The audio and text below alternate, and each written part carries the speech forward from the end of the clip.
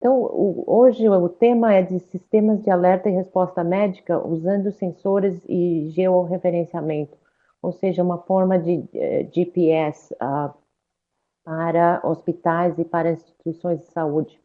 E eu falo representando o trabalho que foi feito anteriormente em outra instituição, mas me encontro agora como chefe da divisão de informática biomédica do Departamento de Medicina da Universidade da Califórnia em San Diego.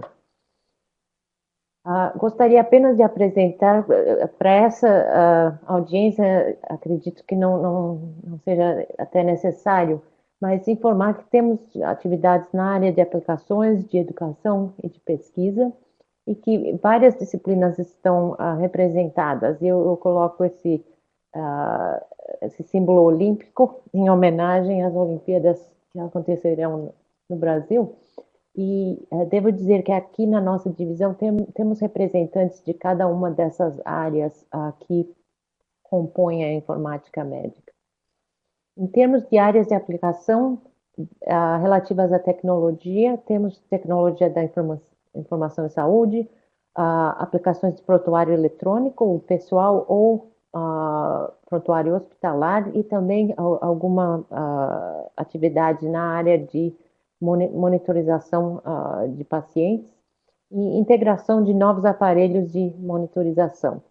Uh, Também uma outra área bastante importante é da análise de dados de apoio à decisão, que no momento atual é até mais da minha área do que a tecnologia de monitorização, reconhecimento de padrões, suporte à decisão, validação de marcadores biológicos com genômica, proteômica e bioinformática, com colaboração de docentes no Brasil, e monitorização da segurança de novos aparelhos e sistemas. Em relação ao nosso programa de treinamento em informática biomédica, somos parte de 15 programas que agora são financiados pelo National Institutes of Health, o NIH dos Estados Unidos, e também temos colegas trabalhando em muitas outras áreas, inclusive no Brasil, como podem ver, e outras áreas da América Latina. O nosso programa tem como audiência-alvo médicos, enfermeiros, dentistas, profissionais de saúde pública, e bem como cientistas da computação, engenheiros, matemáticos e estatísticos. É na combinação dessas duas grandes áreas que encontramos a informática biomédica. A competência que se adquire ao sair do programa é em ciência biomédica, aquilo que é necessário para a informática biomédica, métodos quantitativos e ciência da computação, também na medida que é necessária para a informática biomédica. Em relação a esse programa que temos de informática médica para a saúde global, é financiado pelo NIH aqui dos Estados Unidos, e os principais investigadores são a professora Eymar Marim, da Unifesp, a antiga Escola Paulista de Medicina, o engenheiro Francisco Mabila, da Universidade Eduardo Mondlane, em Maputo, Moçambique, e eu aqui na Universidade da Califórnia, San Diego. Esse programa foi criado em 1999, portanto, há muito tempo atrás, e inicialmente se concentrava no aumento de atividades em informática e treinamento no Brasil, com cursos de pequena duração, algumas visitas curtas dos nossos colegas brasileiros aqui aos centros científicos dos Estados Unidos e suporte a conferências. A partir daí, desenvolvemos também colaborações com vários docentes aqui de San Diego, da Harvard e de outras universidades no Brasil. E mais ultimamente, há cerca de 2 anos atrás, incluímos nossos colegas de Moçambique temos a facilidade da língua portuguesa. Mas o que eu tenho a falar hoje é diferente do treinamento, é mais uma área de aplicação que entendo do professor Renato que há interesse nessa área no Brasil. Então, os tópicos dessa apresentação daqui em diante são tecnologia da informação com a monitorização remota, sistemas de alerta, sistemas de georreferenciamento indoors, com ultrassom e com o Radio Frequency ID, e sistemas de vigilância. Esses outros que são sinais um pouco diferentes do que nós estamos abordando primeiramente, mas que também envolvem processamento de sinais e os alertas que são ah, entregues para as pessoas específicas. Esse programa que desenvolvemos, Scalable Medical Alert Response Technology, ou SMART, ele foi desenvolvido na minha instituição anterior, no Brigham and Women's Hospital, que era afiliado à Harvard Medical School, e também com os nossos colaboradores do Departamento de Ciência da Computação e da área de inteligência artificial do MIT. A ideia principal desse projeto é fazer o tratamento de emergências de uma forma que não se perca tempo, desde a ambulância até o atendimento no hospital, há uma contínua linha de informação que vem direto do paciente para as pessoas que estão tomando decisão no hospital e até mesmo na ambulância. Eu não tenho um conhecimento exato do sistema que é usado no Brasil para a triagem de emergência, mas o sistema aqui chama-se Emergency Severity Index, ESI, que traduzir como Índice de Severidade em Emergência, e cada paciente recebe um índice na hora que é atendido, e esse índice vai, por exemplo, de 1 a 5 e refere à gravidade e à necessidade de ser atendido mais rápido.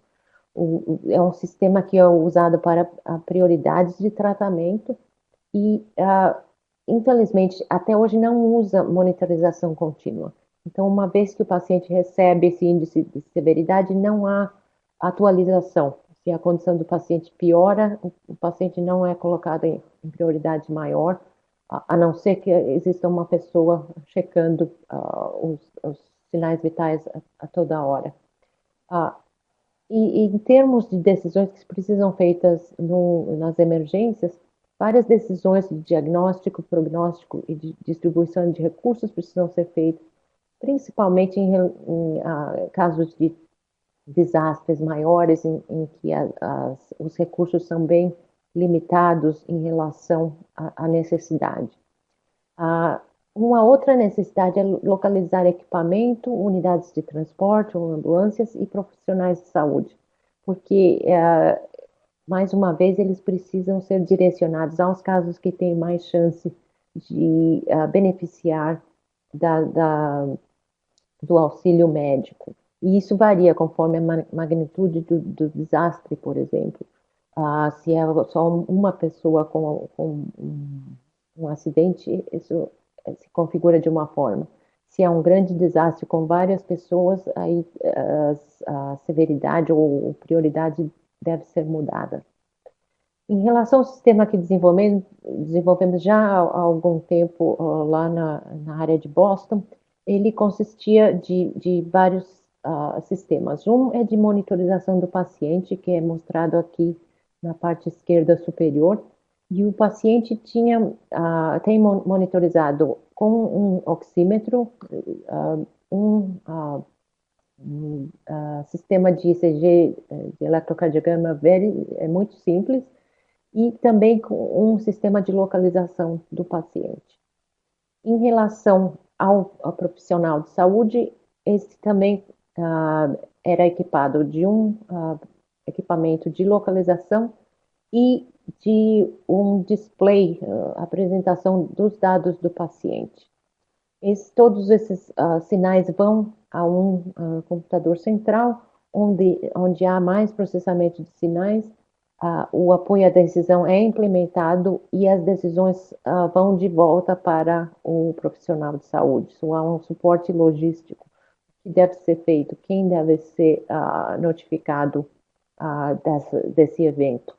E em relação ao equipamento, também o equipamento é importante saber onde se localiza para poder direcionar os recursos aos mais necessitados. Então, a ideia do projeto é bem simples, os pacientes carregam, nesse caso ainda eram os Personal Digital Assistants, ou PDA, mas na atualidade poderiam bem ser os smartphones. O profissional de saúde também é a mesma coisa, é muito fácil hoje em dia se mostrar sinais vitais em smartphones. E existe uma central que ainda pode direcionar os recursos. Então, chamar este profissional ao invés do outro que se encontra mais distante e assim por diante. Em relação a esses sistemas, nós fizemos o protótipo e colocamos no Brigham and Women's Hospital de Boston e existe uma estação central desse projeto com um sistema de posicionamento externo. Aqui se vê um mapa de Boston e dá para ver onde estariam as ambulâncias, quanto distante do hospital e tudo mais. E para cada paciente um display dos dados vitais e outras informações. Em relação a um experimento real em que pudéssemos implementar em vida real e não porque não havia, se espera que não há grandes desastres que a gente tenha que implementar isso da primeira vez, fizemos um experimento no pronto-socorro. E isto foi justificado da seguinte maneira: o tempo de espera em pronto-socorros da área de Boston é muito elevado, com uma média de 3 horas por paciente. Chega ao pronto-socorro até a hora que é atendido. Os pronto-socorros são muito ocupados. Existem, por exemplo, mais de 50 leitos em 3 divisões. Essas divisões elas são abertas ou fecham dependendo de quantos pacientes estão sendo atendidos e o pessoal clínico é chamado dependendo de que divisões estão abertas ou fechadas naquele momento. Então, existe uma necessidade de monitorizar bem qual é o estado dos pacientes, quantas pessoas vão ser necessárias e onde está o material para cuidar desses pacientes. O sistema de prioridades, como eu comentei antes, é um sistema de índice de severidade. E uma vez que o paciente se apresenta ao pronto-socorro, ele recebe um índice. E esse índice, ele se dirige à sala de espera. Esse índice não muda e não há maneira de monitorizar o que está acontecendo com o paciente. Portanto, se a condição deteriora rápido, não é possível de saber até que haja algum evento na sala de espera. E os alarmes, em geral, também não são coordenados. Se existe um alarme para um certo paciente, em geral, ele é feito no speaker e todos são dirigidos, todos os recursos são dirigidos a um determinado evento. Isso é em contraste com o sistema que avisa algum clínico em particular e não faz um sistema de alarme que é muito geral. Então, esse sistema de localização se refere a pacientes, ao pessoal clínico, aos materiais e, no caso de um protótipo que eu mostrei anteriormente, aos veículos, às ambulâncias ou veículos de passageiros que estão trazendo as vítimas ou os pacientes para o pronto-socorro. O sistema de georreferenciamento indoors foi feito baseado em ultrassom, é uma tecnologia de uma companhia da Noruega, e foi feito, o motivo por ser ultrassom e não o radio frequency, o RFID, é porque a gente queria saber exatamente a localização dentro de uma sala e em zonas de uma certa sala. Como vocês sabem, o RFID não é tão preciso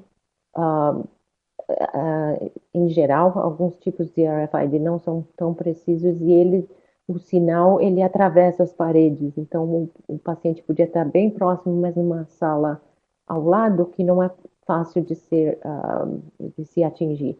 Portanto, utilizamos um sistema baseado em ultrassom.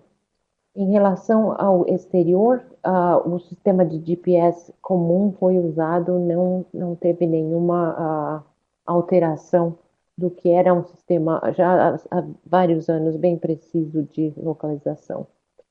A tecnologia necessária precisava ser precisa, precisava ser não invasiva, que queríamos fazer um experimento prático, fácil de usar, portátil, que chama de point of care, que pode ser aplicada no lugar de atendimento, que não fosse cara, uma tecnologia relativamente barata e que fosse interoperável. Imagino que essa não seja a palavra certa, mas é que se possa comunicar com outros sistemas, porque como vocês devem já saber, esses sistemas de monitorização proprietários de algumas companhias, eles não operam com o sistema do hospital. Então, são dois ou três sistemas diferentes que é preciso ter só para integrar a informação de um paciente. Aqui é um zoom daquele display anterior que mostra, neste caso, onde estão os pacientes, que são em azul, aqui uma sala de espera do hospital, onde estão os dois profissionais de saúde, o Care 1 e Care 2, dado que se houver, por exemplo, um problema com o paciente 2, ah, o, o, o profissional de saúde mais perto vai ser chamado para ver o que está acontecendo com aquele paciente. Então, temos aqui um exemplo de 5 pacientes, cujos nomes estão abreviados na segunda coluna, e os quais contêm informação de um oxímetro, então informação de oxímetro aqui, de,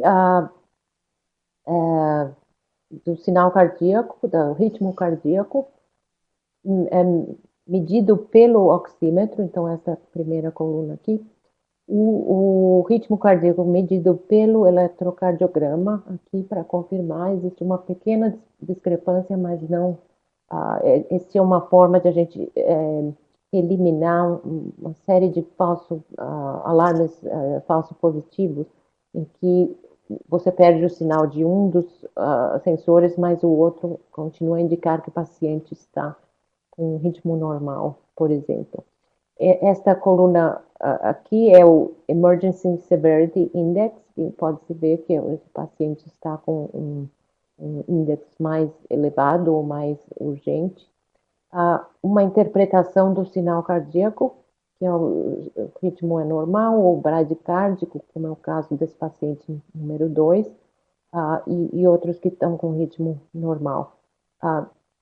Caso haja um alarme, é indicado aqui, foi feito um alarme de baixo ritmo cardíaco, e foi mandado para o profissional número 1, aquele profissional que estava mais perto ou disponível para esse paciente. Alguns outros alarmes também existiram e foram resolvidos. Em relação ao paciente e o alarme, também existe um timestamp que ajuda a futuros reportes ou documentação do que aconteceu. Nesse lado esquerdo tem também mais informações sobre a idade do paciente, o sexo, o índice de severidade, qual o motivo que esse paciente veio ao pronto-socorro, quem são os profissionais de saúde envolvidos, nesse caso, uma enfermeira e um médico, se há alergias, precauções, o número do registro e alguns níveis de referência para alto ritmo cardíaco, baixo e oxigenação. E aqui neste display se pode ver uma forma muito simples de um eletrocardiograma para acompanhar o ritmo e saber o que está acontecendo com aquele determinado paciente. E isso pode ser mudado assim que você coloca, clica um outro paciente. Mais uma vez, isso foi feito há alguns anos atrás, em que os PDAs eram ainda a maneira mais simples de se fornecer essa informação para o profissional de saúde, que teria um display, tinha um display do paciente da mesma forma, em que se encontram os dois números de ritmo cardíaco para confirmação, o traçado do eletrocardiograma e a oxigenação para aquele paciente em particular. Isso pode mudar de paciente para ter uma ideia da população que está no pronto-socorro. O alarme é feito de uma maneira simples, pode ser com o vibration, ou com a vibração, ou com o alarme sonoro, e indica que paciente, onde está o paciente e qual é a natureza desse alarme. O profissional de saúde pode fazer um acknowledgement, dizer, eu entendi, alarme, estou fazendo alguma coisa, ou pode dizer, não, agora eu estou ocupado, me chame de novo em alguns minutos, ou vou estar desocupado em alguns minutos. Isso é para que a gente consiga traçar e diminuir o número de alarmes para todos os profissionais que se encontram no pronto-socorro. Porque em outra ocasião, uma bradicardia daquele tipo poderia soar um alarme para todos comparecerem. Mas, mais comumente ainda, o paciente nem seria monitorizado enquanto estava na sala de espera do pronto-socorro e ninguém iria mesmo notar que o paciente teve aquele episódio ah, até que fosse muito tarde. Então, dessa forma, mesmo que o profissional de saúde demore alguns minutos para atender, ainda é melhor do que ele ou ela não saber o que está se acontecendo. Eu espero que esteja para ver, não é um traçado perfeito, como eu disse, são uns traçados muito simples que a gente obteve nesse experimento, mas ele dá para ver um traçado de bigemia ou trigemia aqui, que foi um paciente que não estava classificado como muito severo, mas foi colocado o monitor e esse traçado foi considerado importante o suficiente para trazer o paciente imediatamente para ser atendido, ao invés de ter que esperar como aqueles todos outros que não recebem monitorização. Então, neste caso, foi um caso em que foi determinado que a prioridade do paciente foi mudada, ah, dado o traçado recebido na sala de espera por esse sistema, o qual, como disse anteriormente, deu um alerta para um profissional de saúde, o qual confirmou esse traçado e decidiu pela prioridades elevadas para aquele paciente.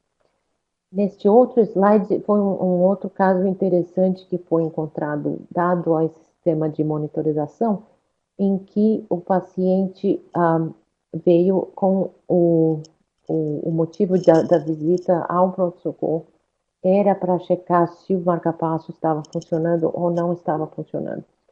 E assim que foi colocado a monitorização no paciente, o paciente foi esperar na sala de espera e tudo estava muito bem, até que foi se confirmado que quando o ritmo caiu a partir mais que um certo limite, o marca-passo começou a funcionar. Então aqui esse traçado aqui é um traçado típico de um marca-passo funcionando e funcionando bem. De certa forma que esse paciente foi uma situação contrária. Ao invés de ser priorizado, esse paciente pôde esperar um pouco mais, porque a queixa principal, que era uma suspeita de que o marca-passo não estava funcionando, ah, pôde ser verificada com esse sistema muito simples de eletrocardiograma remoto. Então, foi um exemplo ao contrário do anterior, em que uma prioridade maior foi então colocada como menos prioridade depois do que o sistema foi implementado ou ativado no paciente. E com essa fotografia, eu queria só apenas apresentar que nós também tentamos utilizar um pouco dessa tecnologia de PDAs e de smartphones em regiões remotas do Amazonas, nos quais os agentes de saúde visitam e encontram nesse sistema portátil algumas das informações que podem ajudar em alguns casos mais simples, por exemplo, de uma infecção urinária, o que, que se faz, ou como se trata esse tipo de infecção, e esses agentes de saúde podem, então, atuar diretamente, ao invés de ter que voltar com o barco várias horas para obter a informação e voltar para atender os pacientes em regiões bem remotas do Amazonas. Então, esse foi um outro protótipo que tentamos utilizar, obviamente não como monitorização aguda de eletrocardiograma, mas como informação que poderia ser colocada nesses devices, nesses PDAs ou smartphones que são levados pelos agentes de saúde. Em relação ao prontuário eletrônico, eu gostaria também de fazer alguns comentários, porque no final das contas, não só em relação à monitorização aguda, mas a uma certa tipo de monitorização no hospital, existe bastante aplicabilidade de sistemas de georreferenciamento e também de sistemas de monitorização de sinais vitais. Ah, eu gostaria de começar com uma observação de que o prontuário eletrônico pode ser usado para comunicação entre clínicos. E o que isso é feito é bastante comum, e acredito que também em todas as partes do mundo, para ah, comunicar resultados anormais de testes, laboratório, radiologia, etc. Dados alguns limites críticos, algumas vezes com informações sobre o que fazer, como uma forma de apoio à decisão, e também acelerar a comunicação de resultados. Portanto, esses PDAs, esses sistemas remotos, ou até mesmo laptops e outros sistemas, são muito importantes para acelerar o tratamento dos pacientes que necessitam, assim que a informação se faz acessível. Em relação a erros na medicação, por exemplo, isso é muito importante. Então, um estudo feito em alguns anos atrás demonstrou que se você colocar um sistema, Intervention Arm, é um sistema de informação sobre medicações, o número de PADs, que é o Potential Adverse Drug Event, são eventos que têm um potencial de uh, resultarem em alguns efeitos colaterais indesejáveis, eles podem ser prevenidos com o uso de um sistema de informação. Então, o número e a porcentagem de eventos no ARM da intervenção é bem menor do que no control arm, é o standard of care utilizado. Então, vários elementos do prontuário eletrônico facilitam que a gente consiga fazer um atendimento aos pacientes que seja de primeira qualidade e que use a informação que existe no prontuário e algumas vezes é ignorada. Uma outra forma de utilizar tecnologia para deixar os pacientes em condições melhores e não haver problemas com a segurança é a identificação correta de pacientes, porque, acredite ou não, ainda existe confusão de pacientes e identificação errada. Então, os padrões aqui são de usar pelo menos dois identificadores para confirmar a identificação do paciente e não usar nunca o número do leito ou o quarto em que o paciente se encontra, porque isso foi verificado como um dos fatores importantes para essa confusão. E também existem erros sobre os produtos, por exemplo, os produtos de sangue que são armazenados. Para eliminar erros de transfusão e erros de administração de medicação, duas pessoas precisam checar os IDs, ou uma pessoa precisa usar o barcoding ou outro sistema automático de identificação. Então, isso é um fator muito importante, porque não interessa que a gente esteja monitorizando o paciente certo e faça a prescrição correta se ela é feita para uma outra pessoa. Então, isso é muito importante.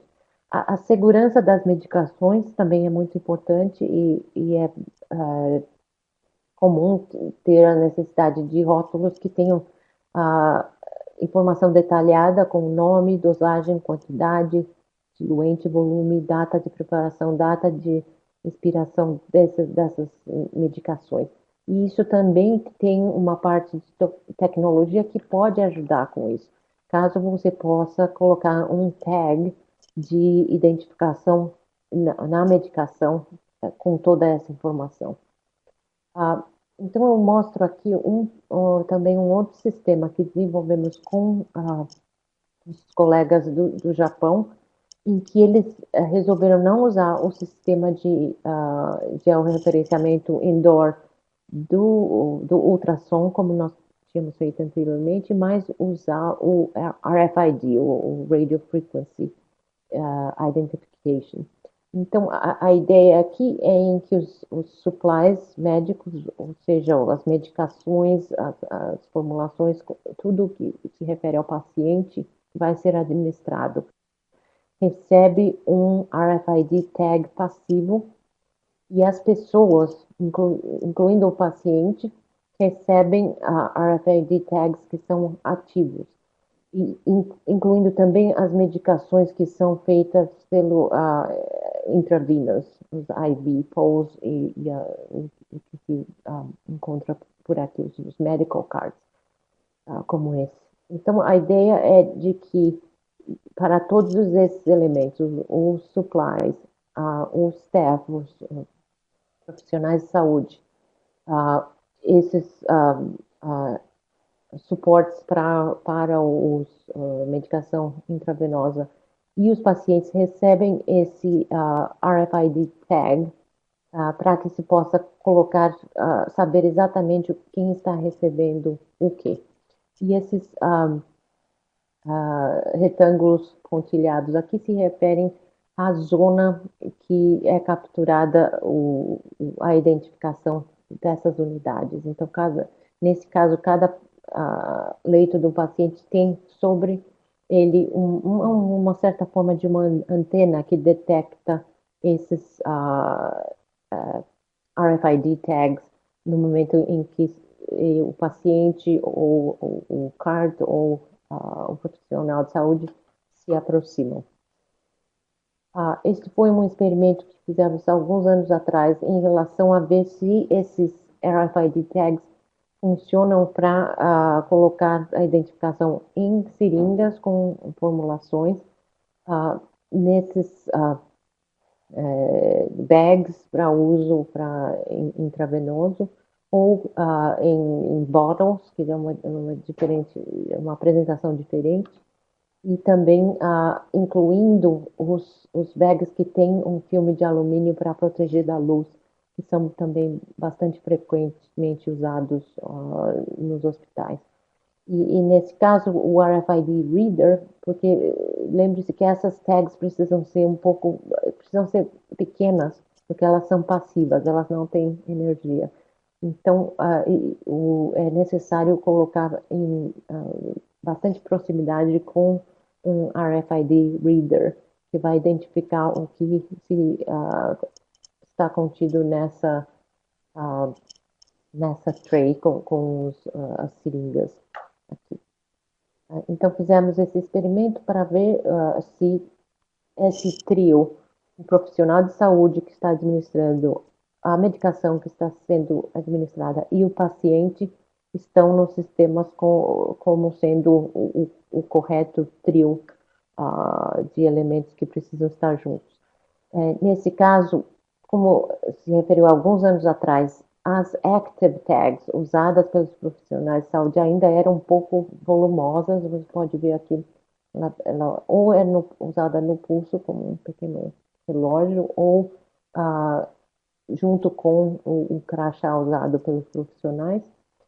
E, como eu disse, existem antenas trigger, porque esses RFID tags que são ativos, eles consomem muita energia. Então é preciso desligá-los, e assim que eles entram em uma zona que eles devem ser ativados, existe uma antena trigger que faz eles funcionarem.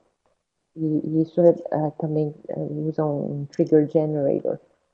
Em relação à posição, nós fizemos alguns estudos com a posição melhor, em relação às antenas, em relação aos leitores de RFID tags, também fizemos esse estudo.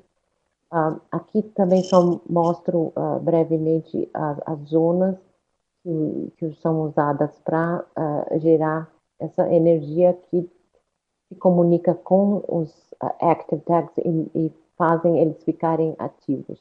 Então, eles não gastam energia enquanto se transita, por exemplo, de uma zona para outra, e aí eles são ativados, e na hora que são ativados já ativam a identificação, a qual é mandada por Wi-Fi para um server, onde se pode verificar que a informação está correta, é o profissional de saúde correto que está dando a medicação na dosagem adequada para o paciente que também está identificado com o RFID tag.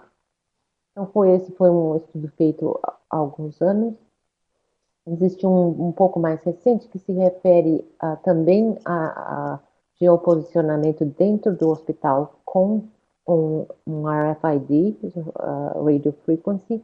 O paciente usa, nesse caso, um RFID tag que é passivo, então é bem menor e pode ser incluído na pulseira do paciente.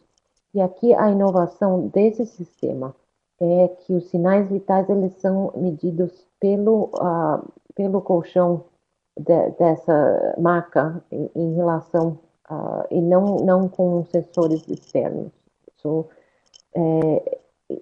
para se calcular o ritmo cardíaco, por exemplo, basta o paciente estar deitado, estar em contato com esse colchão e não precisa nenhuma monitorização externa. Isso e para ritmo de respiração também isso é feito. A vantagem é que, da mesma forma que os pacientes que ainda não foram atendidos podem deteriorar a condição, em hospitais também ocorrem pacientes que estão sendo transportados, por exemplo, dos medical wards para a radiologia, para um outro teste auxiliar. Eles podem ter modificações de sinais vitais sem que seja notado pelo pessoal, a não ser que eles estejam com monitores externos, e esses pacientes, em geral, são acompanhados com profissionais de saúde que fazem essa monitorização de maneira manual. Se pudéssemos colocar marcas como essa, nas quais os dados vitais são coletados automaticamente, existe um sistema de alerta para dizer paciente, o ritmo cardíaco está diminuindo, ou o ritmo da respiração está diminuindo, e o paciente está neste corredor entre o serviço de radiologia e o serviço, por exemplo, de cirurgia. Também é a mesma ideia, seria mais fácil de alertar quem está próximo e resolver a situação antes que ela se deteriore ainda mais. Então, nessa formulação, também usando o que na época eram os PDAs, ah, nesse caso, o enfermeiro ou enfermeira usa o PDA para monitorizar o que está acontecendo. Por exemplo, se o paciente foi para o transporte com simplesmente um auxiliar de enfermagem e não com a enfermeira em particular, ela ou ele pode checar qual o status do paciente ah, em uma, de maneira remota. E aqui não dá para ver, mas é uma planta do lugar onde essa maca está sendo ah, transportada. E nesse caso fizemos experiência somente com pessoas que estavam bem, mas que seguravam a respiração e fizemos alguns experimentos para determinar qual a velocidade da maca que ainda mantém um sinal fiel e também outro tipo de artefatos que ocorrem quando se move esse paciente nesse tipo especial de maca pelo hospital. Então, aqui é o resultado de um desses experimentos somente, nos quais um voluntário normal foi requisitado que ele prendesse a respiração por algum motivo para a gente ver o que se acontecia no sensor da maca, do colchão no qual esse paciente estava ou sentado ou deitado. E foi também nesse experimento pedimos que o voluntário pressionasse um botão na hora que estavam fazendo isso para a gente poder ter exatamente o gold standard enquanto o paciente não estava respirando, o que acontecia com o sinal. Então aqui pode-se ver que ah, o colchão tem uma boa sensitividade para esse tipo de evento. E isso foi demonstrado fazendo ah, vários episódios e, conforme falei anteriormente, com a velocidade da maca variando para a gente ver se funcionava bem. Aqui, no caso, apresenta somente a informação de 4 pacientes, duas mulheres, 2 homens. No caso, apresentamos na posição sentada ou deitada a sensitividade e especificidade desse sistema de monitorização para alertas de ritmo de cardíaco e ritmo respiratório. E também a localização da maca. Como você pode ver aqui, a Smart Stretcher Location, ela foi localizada no corredor, mas existe uma certa intervalo de confiança de onde realmente está essa maca e esse paciente. Mas nesse caso foi determinado que como era primariamente para transporte, seria aceitável esse intervalo de confiança. Em relação aos sistemas de vigilância, quais são os últimos que eu vou falar brevemente, eu não vou seguir toda a série de slides, dado que eu preferi responder algumas perguntas, mas eu vou dizer rapidamente o que consiste um sistema de vigilância de segurança do paciente que envolve, neste caso, monitorização de sinais epidemiológicos, sinais gerais, ao invés do que eu mostrei anteriormente, que são sinais de dados vitais, sinais vitais de monitorização contínua. Nesse caso, o que a gente está tentando fazer é monitorizar o número de complicações dada uma certa cirurgia. Então, no caso aqui, apresento como exemplo um exemplo dado por um colega nosso que faz procedimentos de angioplastia em um certo hospital.